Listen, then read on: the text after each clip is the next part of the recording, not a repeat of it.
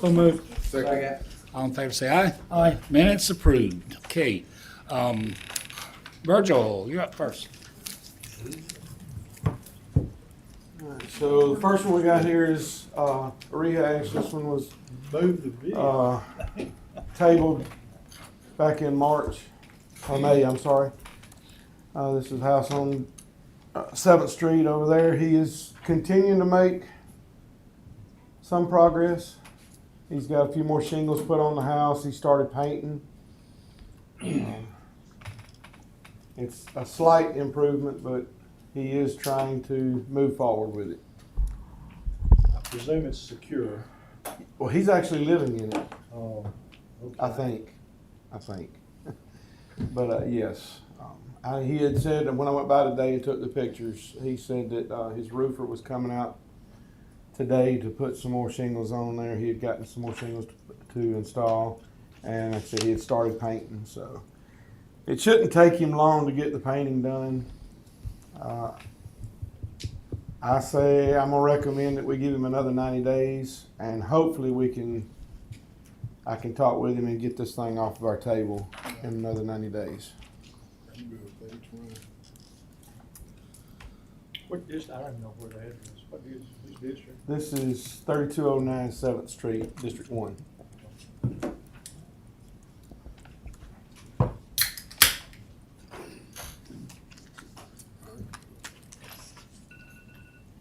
I'm good with it. Okay. All right, I got two more.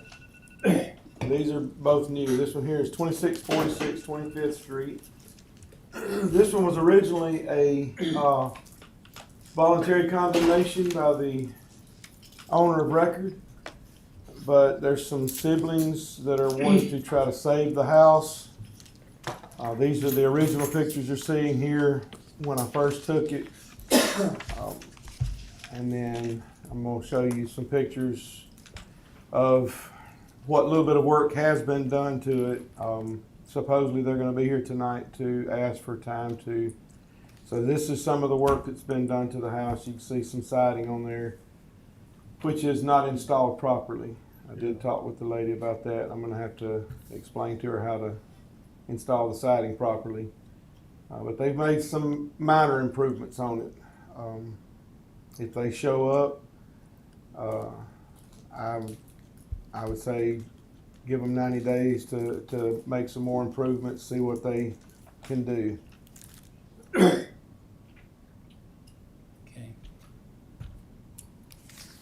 All right, and the last one we got is 2531 26th Street. This one's been sitting for quite some time.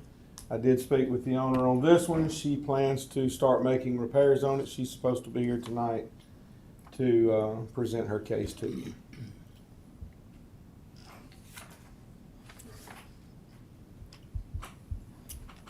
That's it. That's all we've got today. Okay. Any questions, for Virgil? Okay, thank you. Thank you. Zach. Good afternoon. So I have some text amendments for you guys. It's been a little while since you last saw them, but at admin and policy about a month ago, we went through these.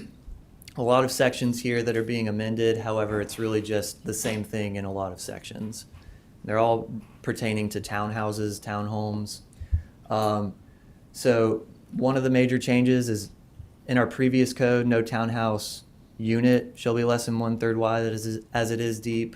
When we updated the code, that word lot got in there, and as we've been working with developers and civil engineers, we've realized that that's just, you can't do it. It doesn't work. It creates short, fat townhouse lots.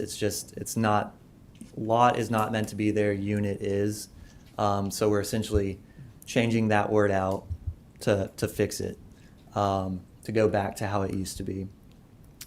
And then some minor things, like sometimes we use townhouse units, sometimes we use townhouses. So it's just kind of cleaning up the verbiage, really no regulation change there. Zach, Yes, sir. why would, go back to that, why would a townhouse lot be any more distorted by a 1-to-3 ratio than a townhouse unit would be. Right. So the idea It says short and fat. yeah, so the idea behind it is with the lot itself. So if you have a 20-foot wide lot, you got to make it pretty deep. And if you want to increase your width of the lot, you know, related to your side setback of 7 feet on one side and things like that, you're going to have to increase your depth, and it creates these almost almost square townhomes. When you have the unit being not less than 1/3 wide as it is deep, keeps it from people coming in and, you know, making all of these lots that are super skinny, with townhomes that are super skinny on them, just to get more density. So it's really just to keep people from utilizing the townhouse, the ability to create townhouses or to develop townhouses, to just maximize their density with these little shotgun style townhouses. You could have a large apartment complex before you do it. I mean, Essentially. like an apartment building almost. Right. So is there any ratio that applies to lots? No, but The The- lot can be whatever. no. you So can we do fit have the townhouse on? right. We do have lot width minimums and things like that that already pertain to the lot itself, as well as the setbacks. You know, the setbacks being 20 feet or whatever from your rear. As you add those things into the development of the lot itself, it distorts the townhouse tremendously, using the word lot instead of unit here.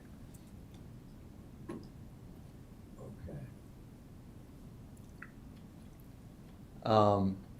We're adding cementitious siding to primary materials. That's like that hardy board siding that you see in a lot of places. It's very cementitious. Wow.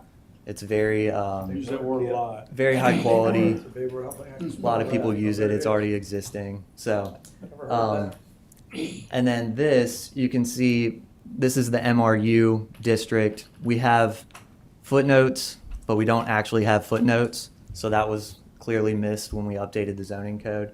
Those footnotes exist in a different, table in a different district. However, they were missed in this section. So it's just adding those footnotes that should be there in the first place. What is And MRU? multifamily residential university. Or sorry, mixed residential university. It's just a Residential Right. university. right. So, but this is just an example of footnotes we're missing, and we're adding the footnotes in there. So is the reason for this, if I remember, was there just some stuff got in the translation Right. with all this? Right. In the Kinda cleaning transition. it up? Exactly. This is all just cleaning up what we previously had. Realized, that word lot got in there and really messed up the way that you can develop townhomes unintentionally. Unanimously recommended by Planning Commission in June. And that's all I've got for you guys. Okay, thank you, Zach. Tony?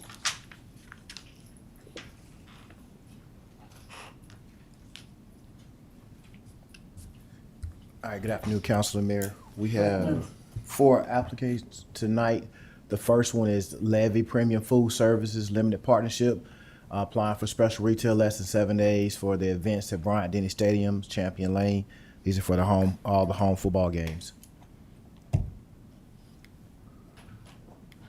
All right, the second applicant I have is for Downtown Entertainment LLC, applying for special retail less than 7 days at SAE Alumni House, the SAE Mama's Weekend, ATO Alumni Game Day, SIG ELP Alumni Game Day Bar, Sigma Nu Alumni Game Day Bar, Phi Kappa Psi Alumni Game Day Bar.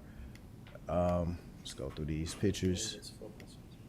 The TKE 50th Anniversary, Southbound at Joe Malisham Parkway, Rhyme or Reason at Joe Malisham Parkway, Dazed and Confused at Joe Malisham Parkway, and Kappa Sigma Alumni Game Day Bar at 282 University Boulevard. Dazed and confused, just back here. Yeah. All right, and then the last applicant I have, That was us. is for Party Down LLC for special retail less than 7 days at Kappa Sigma Alumni Tailgate at 282 University Boulevard, Hartsville.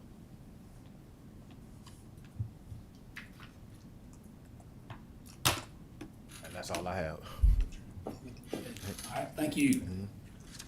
Mathematics. I have nothing for today. We do have 4 items for executive session. Okay. Scott. Good afternoon, council. Afternoon. I am well down on the bottom of page 2, where on page 38, you'll be authorizing the mayor to execute a real estate sales contract with Graham and Emily Limbaugh regarding the purchase of 641 Stone River Road for neighborhood drainage mitigation. This is a total not to exceed $425,000 and was discussed in projects last week. On the 5th. On page 39, you'll be authorizing the selection of and contract with Warren Averett for professional audit services of the internal audit of PL 113-2 fund. This is a total not to exceed $25,000 and was discussed in finance last week. On page 40, you'll be obtaining stop-loss health insurance coverage from Highmark for fiscal year 2026. This was discussed in finance last week. On page 41, you'll be authorizing amendment number 2 to the professional services agreement with Davis Architects for the Saban Center. This is discussed in projects last week. On page 42, you'll be authorizing a contract for professional construction, observation, and related professional services with Duncan Coker for the Saban Center project. This is a total not to exceed $66,186, and again was discussed in projects last week. On page 43, you'll be authorizing a minor public works contract with Amison and Associates. This is a total of $48,900 and was discussed in projects last week. On page 44, you'll be authorizing a minor public works contract with PCI Technologies. This is a total of $12,719 and was discussed in projects last week. On page 45, you'll be authorizing a minor public works contract with Browning Masonry Company. This is a total of $3,000 and again was discussed in projects last week. On page 46, you'll be authorizing a minor public works contract with Building Specialties Company. This is a total of $12,524.50. Was discussed in projects last week. On page 47, you'll be authorizing a minor public works contract with Druid Glass Construction. This is a total of $1,505 and was discussed in projects last week. On page 48, you'll be authorizing a contract for professional services with 1220 Exhibits. This is for the Saban Center project and is a total of $19,683,408 and was discussed in projects last week. On page 49, you'll be authorizing a professional services contract with Turner Townsend Heery for the Saban Center project. This is a total not to exceed $50,000 and was discussed in projects last week. On page 50, you'll be authorizing a memorandum of understanding with TCC Acquisition Partners, LLC. This comes from my office. On page 51, you'll be authorizing the extension of the city's helicopter insurance coverage with Westchester Fire Insurance Company. This was discussed in finance last week. On page 52, you'll be authorizing a contract with Electric Motor Sales and Service and declaring a bid law exemption pursuant to Alabama Code 41-16-51B7. And this comes to us from the Water and Sewer Department. On page 53, you'll be authorizing the mayor to execute a renewal of the license agreement from the Department of the Army for the Riverwalk and River Market sites. This is a total of $1,500 and is doubled up as on projects today.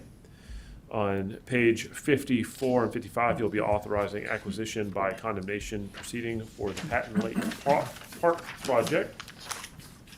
On page 56 through 57, you'll be authorizing amendment number 7 to the Water and Sewer Reserve for Future Improvements Fund budget. This was in finance on the 12th. On page 58, you'll be authorizing amendment number 15 to the fiscal year 2025 general fund budget.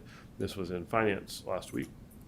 On page 59, you'll be adding section 10-13 to the code of Tuscaloosa. This came to you in public safety last week. On pages 60 through 98, you'll be authorizing the issuance and making provisions for the payment of $73,965,000 general obligation warrant series 2025B, and this is part of our bond process that started back in June. Are there any questions for me? Any questions for Scott? Thank you, Council. Okay, thank you. Okay, we got projects 2:30, finance 3, community development at 4, then council 5. Zoning Board of Adjustments will meet Monday, and any department heads or anyone have anything? I would just like to say, congrats. Hey, Raven. Hey, we had a long meeting last night, but you had an exciting project in District 5, the RPD project. Yes, Yes. yes, that was, Yeah, Thank and you. I would like to say to the staff, the compliments were that the code is well written. So that was our first one on the agenda. So congrats to you and congrats to the staff. thank you very much. I appreciate that. Thank you. Is there a motion to go into executive session? So moved. Second. Okay, motion second. Yes, sir. We have a couple of items a handful of items to cover today. I can certify as your city attorney and attorney licensed to practice law in the state of Alabama that these discussions are to discuss with your attorney the legal ramifications of and legal options for pending litigation, controversies not yet being litigated but imminently likely to be litigated or imminently likely to be litigated if the governmental body pursues a proposed course of action, as well as to discuss securities plans, procedures, assessments, measures, or systems, or the safety or security of persons, structures, facilities, or other infrastructure, including without limitation information concerning critical infrastructure, the public disclosure of which could be reasonably expected to be detrimental to the public safety or welfare.